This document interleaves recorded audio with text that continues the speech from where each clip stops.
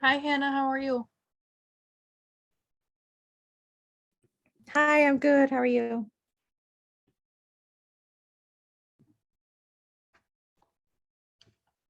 Sorry, I think my volume is all the way down. I didn't hear you. Can you hear me now? Yes. Okay. I just said hi. How are Okay.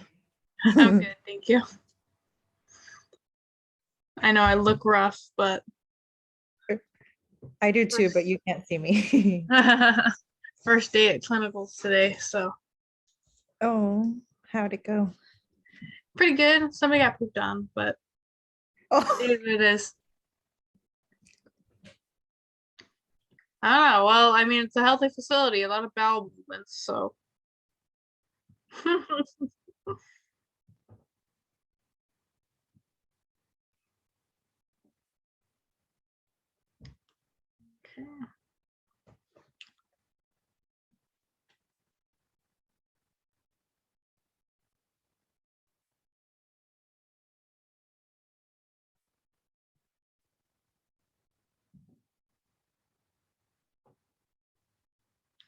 Let me write down everybody.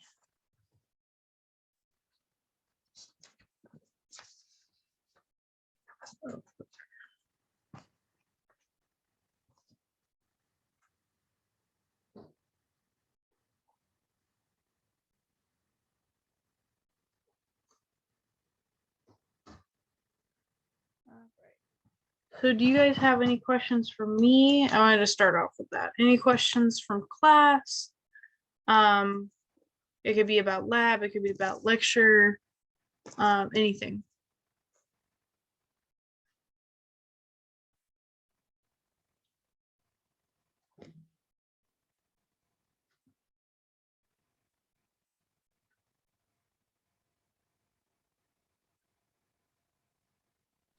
I do for the lab 12 or yeah, 12 that's due today.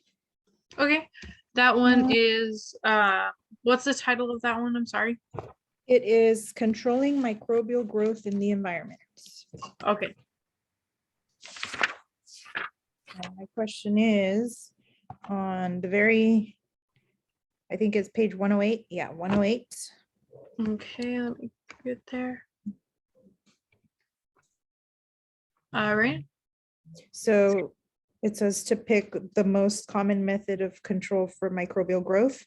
And the only Mhm. one I'm not sure on is plastic materials for surgery. I remember she mentioned that not all plastic could be autoclaved because it melts. Mhm. So I chose ethylene oxide gas, but she didn't tell us about ethylene oxide gas in the lecture. So I don't really know what ethylene oxide gas does. Okay. So um I'm trying to think. So if you look back into the lecture here, I'll really quickly look back into the lecture and we'll try to reason out what other answers we could find real quick.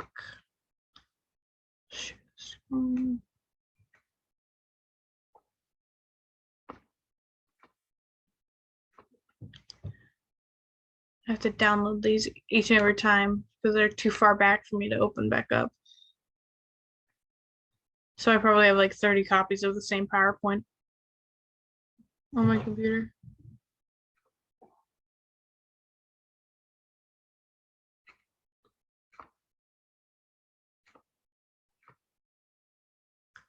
And yes, I will talk about case study number 2 and what to expect and such. Be only sure. Okay. So on that specific question, were they talking about sterilization? Yes. Okay. So um let's see.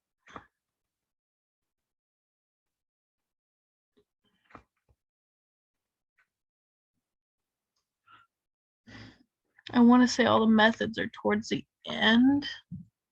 Okay, here. So we have the chemicals. We have the physical methods. Okay. And for that specific section, was it physical methods? Yes. Okay. So this is where we're supposed to be. Um, we obviously know that heat is not an option. Plastic melts very easily, right? And autoclave, they can't go into an autoclave. Um, refrigeration is bacteriostatic, not bactericidal, right? So anything that was on there isn't going to be killed, it's just not going to grow. Desiccation. So that's really just, sorry. That's really just for like dried foods. So um it's not everything's going to die because of desiccation. Remember, endospores exist, and it like if you're going to think about desiccation, think about that coffee creamer that's like, just powdered. Um, dried fruit and the coffee. Think about those. Um, it's a little hard for osmotic pressure. So all we're really left with is radiation. So if we look at the two different types of radiation, ionizing and non-ionizing, let's go ahead and see. Wait a minute. What is right here? Disposable dental and medical supplies. So here in the PowerPoint, it tells us that ionizing radiation is used for disposable medical supplies. So like a plastic medical tool, right? Awesome. That answers my question. I think I just might have overlooked it. Yeah, it's, when you go back into these, and if you're not looking for something specific, it's super easy to just be like, okay, yeah, I guess that's a use, moving on. But yeah. So yeah.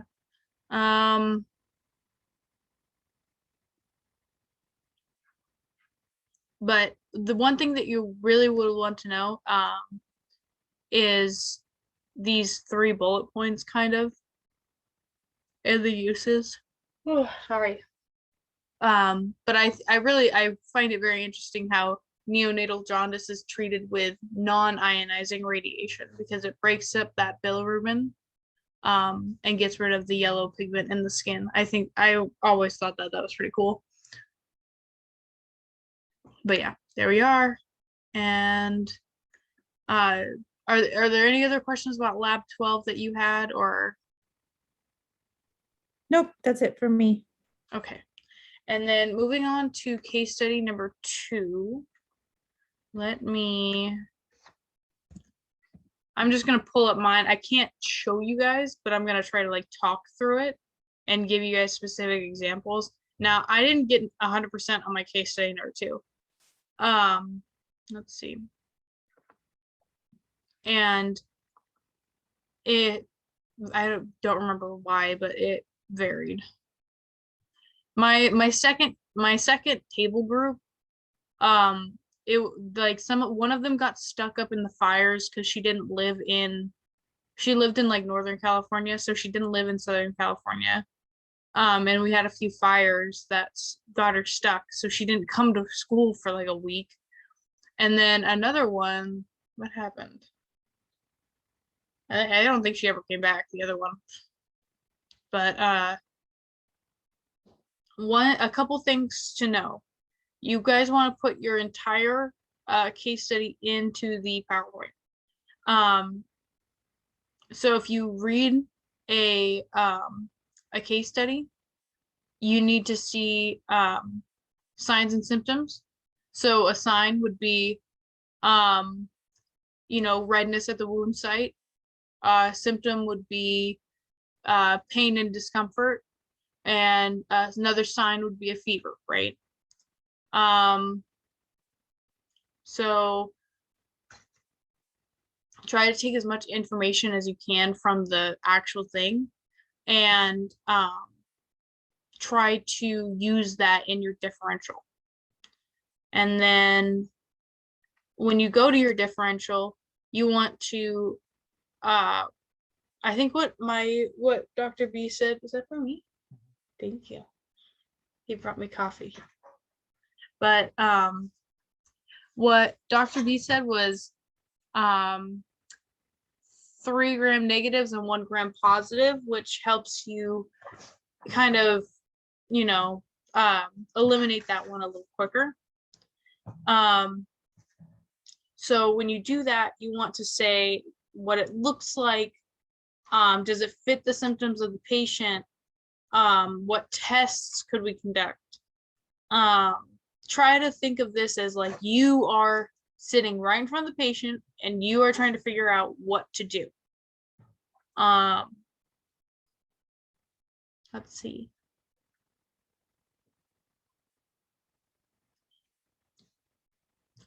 So you could always say really, really simple tests, right? If you had that 1 gram positive and those 3 gram negatives, right off the bat, you can do a gram stain to figure out and eliminate one, right? If you have staph versus strep, you could do an MSA plate, right? You could see if, like, you know, we've seen at least and learned about blood auger plates. So in my personal one, I did look for a blood auger plate, and a catalase test. Yes. So think about any of the tests that you've done, and if there is a difference, like look in Bergie's keys, right? If there is a difference in 1 to 2 of yours, then go for it. You want to make sure that you take what their patient's labs were and compare them to what normal labs should look like. And then if one does not fall within the range of normal, then you need to tell me why. Also, make sure that you're looking for values that are specific for age and for sex, right? Because the white blood cell count of an 80-year-old male is not going to be the same white blood cell count as a 4-year-old girl. It's going to be a little bit different. You make sure that you include all of your images, not only your micrographs, but also like the wound images. Let's see.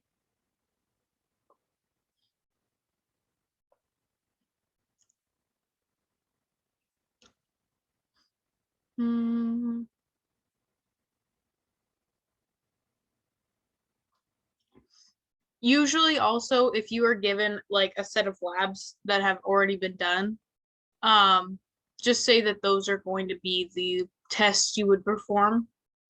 That's probably the easiest way to do that. Then once you do find your definitive diagnosis, you need to go a little bit in depth of like what this organism is, like, you know, the symptoms that you can get and how it relates back to the patient. You want to talk about the organism, but you also want to talk about the patient, because those are hand in hand, right? You can talk about complications that the patient could have. You could, like, one of the ones for me was gangrene and necrotizing fasciitis. So that was one of the things that was a big complication. And then the mechanisms contributing to pathogenicity. Oh my gosh. Pathogenicity. I'm gonna say that's good enough. Why is it pathogenic, right? So what you guys are specifically looking at is HAIs that are also antibiotic resistance. So that should be one of your leaders. Like, this is specifically bad because it is resistant to an antibiotic. And then if right off the bat, if it's methicillin, penicillin, anything like that, then you automatically know the molecular thing that it has, right? That has, what does it have that cleaves that beta-lactam ring in the penicillin and methicillin? Do you guys know what the specific thing is that they have?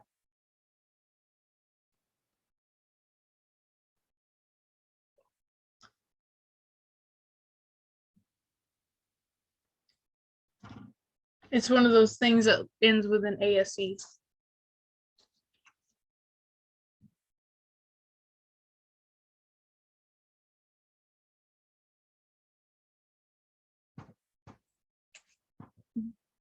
Beta lactamase, right? That's what I was looking for. I know I was a little off, but beta lactamase cleaves that beta lactam ring, and when it cleaves that beta lactam ring, that we automatically know that it's going to render that antibiotic useless, right? And then you could talk about how if a specific drug had been overprescribed in the past and people didn't take all of it, that's how resistance can happen, right? You can look up typical tests to test for that specific, for that specific organism. And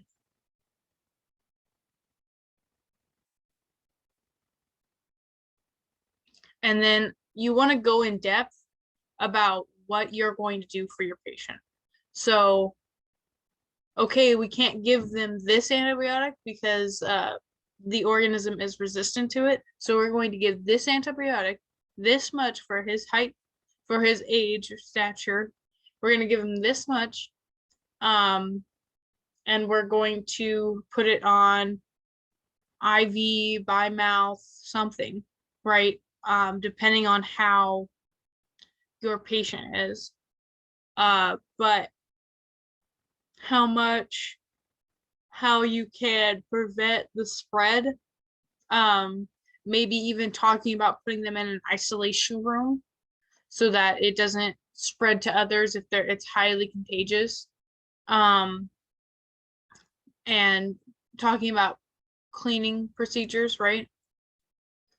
And then you want to go back and look at CDC. You want to go in and look at anything you can that will give you statistics about the organism itself. It's when it got, when that specific organism became most prevalent, right? Or anything like that, or like how many people died because of this organism, how many, like, what is the infection rate, what is the death rate, figure out as much as you can. Okay, you want a whole lot of information, and you want to basically take all, like, you want to answer your questions in depthly as possible on that document, and then you're just going to shove it into a PowerPoint slide. Like, I wish I could show you guys, but unfortunately I can't. But that is the gist of case study number 2. Is there any questions about that, or any, you want to ask me for any tips or tricks? I'm not sure.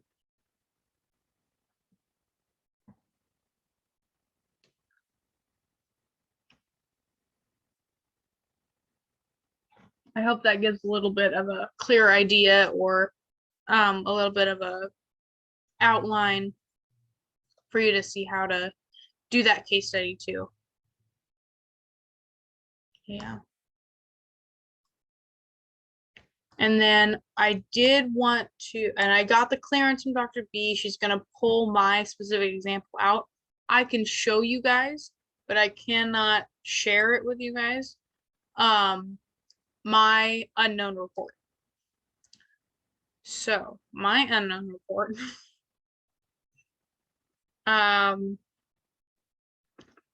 So that was the, oh God, it's still loading. Okay, how many pages are you? 27. That's my 27-page report. This I can show you.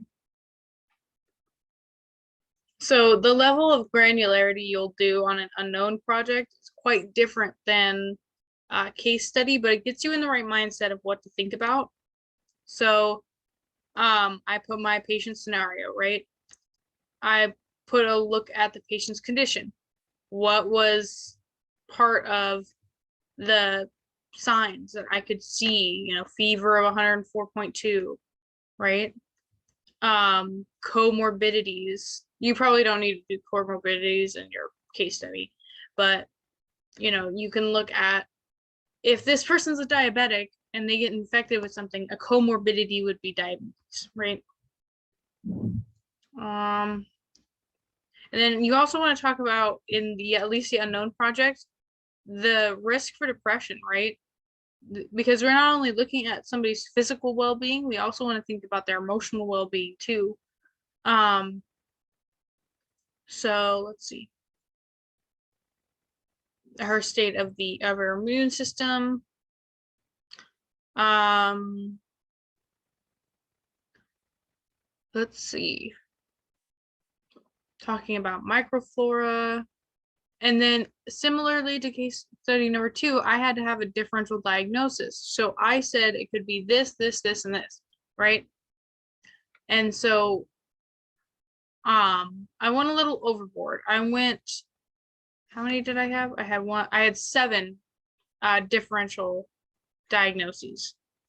And so I said, look, here's one possible pathogen. Why is it possible? What are some characteristics? And you see how I used Berge's keys for most of these characteristics? It differentiated them out enough that I could, if it came down to it, I could just say, oh, this was oxidase negative or this one was oxidase positive. But yeah, that's kind of what you want to do for each of yours.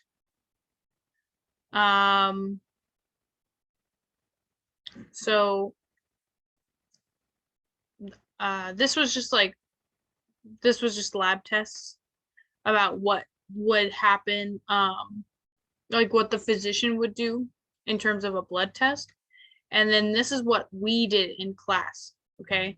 So I had my MSA, TSA, EMB, and I said, okay, TSA, this one just showed clear growth, right? MSA, this did this, right? And then I did a closer look, right?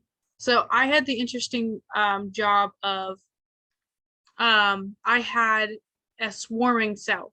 So no matter how good or how well I thought I did an isolation technique, it was going to overrun the plate. There was no way around it. This was just a nice little opaque haze. These were colonies. This was a haze. So I couldn't assess colony morphology. All I could really say was, it kind of looked like this, and it was swarming, and I can rule out some of these. And then I looked at my MSA plate. Obviously, it didn't ferment the mannitol, so I would talk about that. But I would also talk about how the fact that it grew, it would be a halophile. Let's see. And then here, I know it looks it, but I'm pretty sure that although it grew and it's a gram negative, it is not lactose fermenting. I know it looks like it should be, but it's not. Here was my gram stain. Pretty light. So I said I discovered that my gram stain was negative, and it was bacillus. and I said why, like what the structure was, right? And then I said, from this, I'm able to determine that this bacteria species, I am now left with Proteus. So I had a really weird bacteria. So Proteus, I went through my whole differential diagnosis list, and with those plates alone and this gram stain, I was able to rule out all of them except Proteus. So I was double checking at this point. I did an oxidase test, and I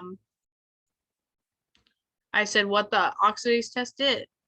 I said what a negative test, what a negative result would look like, what a positive result would look like. And then I eventually, and then I included a picture of an empty swab. So, and then I did my microgen, right? So this is what my microgen looked like.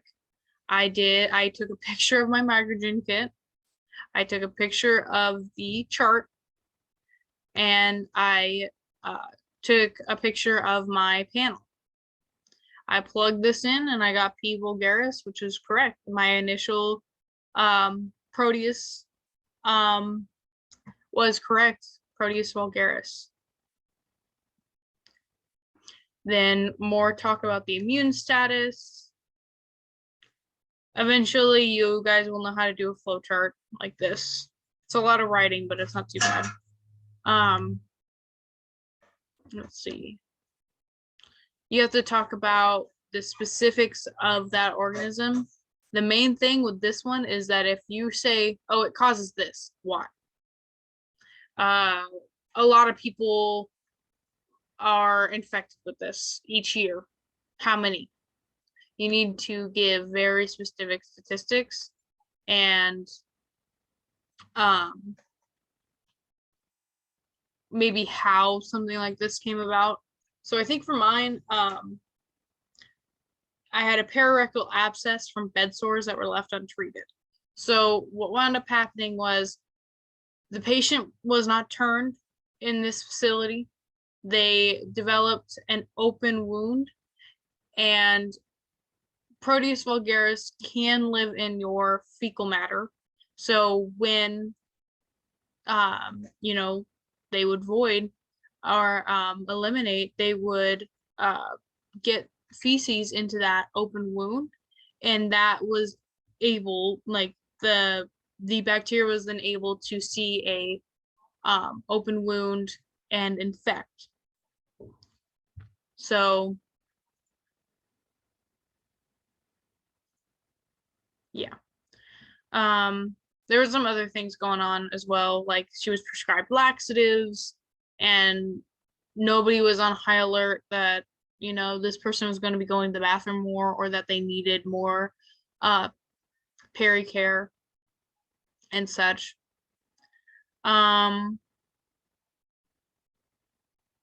One thing was that UTIs are very common with P. vulgaris, my specific one. So what wound up happening was I said, okay, well, the patient probably needs a catheter so that a UTI doesn't happen. And we need to provide proper catheter care. And then the thing is, also, you have to give specific antibiotics that are going to be resistant or are going to be effective against this bacteria. So the main way you find that out is in the Stanford Guide. And it's really helpful. I know it looks a little daunting, but you just find your bacteria and you find what works and you try however many you can. There will be a list that you guys can choose from. It's not every one in the world, but I had to go in depth saying, okay, this is the bacteria, or not this bacteria. This is the antibiotic. Here is the family of antibiotics it belongs to. This family of antibiotics does this. This is what it targets. I think it would be effective due to this nature of the bacteria. Like if it was like mine was gram negative. So if it targeted the phospholipid bilayer, I think it would be effective. Now, if it was gram positive, or yeah, if it was gram positive, I don't know if I said gram positive, but I meant to say gram negative. My bacteria was gram negative. But if it was gram positive and it targeted peptidoglycan, then I would expect it to be pretty ruthless. So this is what I did next. I put each of my testable antibiotics right on my plate, and I measured with my ruler there all across at each one. Now you see how this one was weird? I measured over the 5 and I measured over the 4 here. Now, this, I know for a fact it moved in incubation. The original spot was here because look at the zone of inhibition. This is where the radius and the diameter go, not here.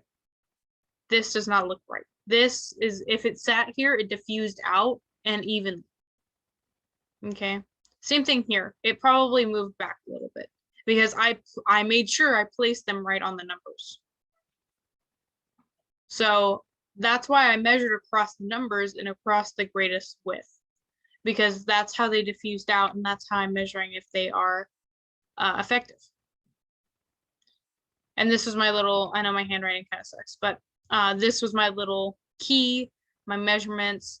This was how many units they were and what the abbreviation was. And then I chose the one that was not most effective, but right in the middle.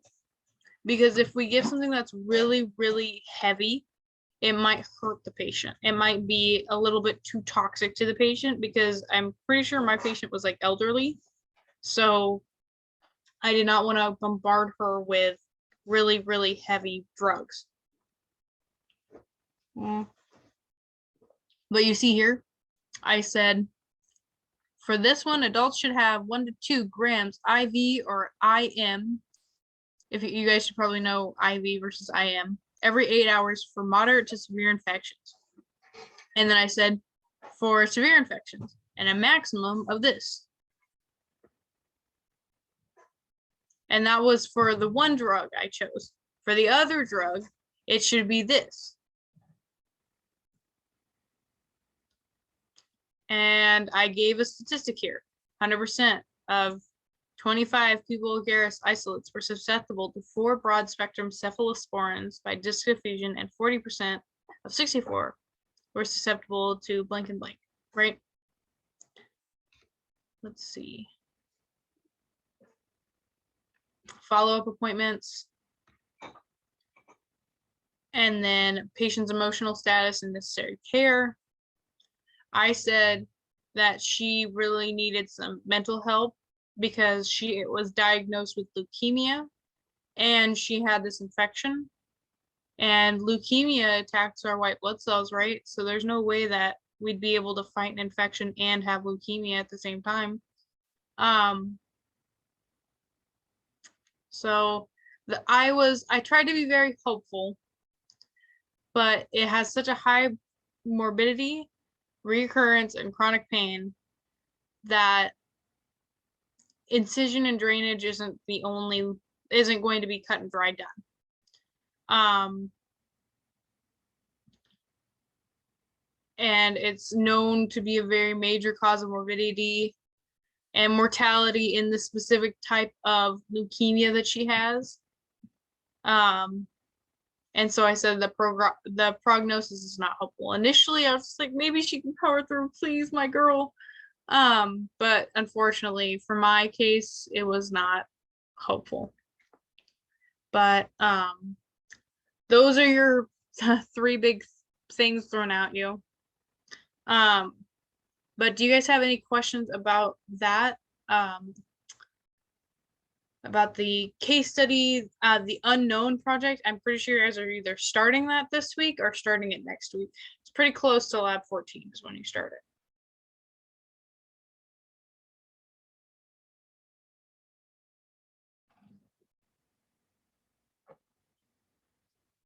How are we feeling? Overwhelmed?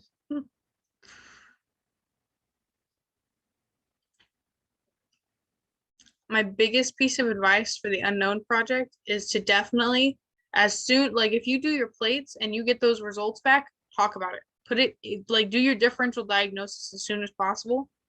And then get your plates, take pictures of them, get your results, put it into your report, and then start talking about it and weeding out your differential until you get a possible, and then try to see if your possible backs up with your microgen that you'll do.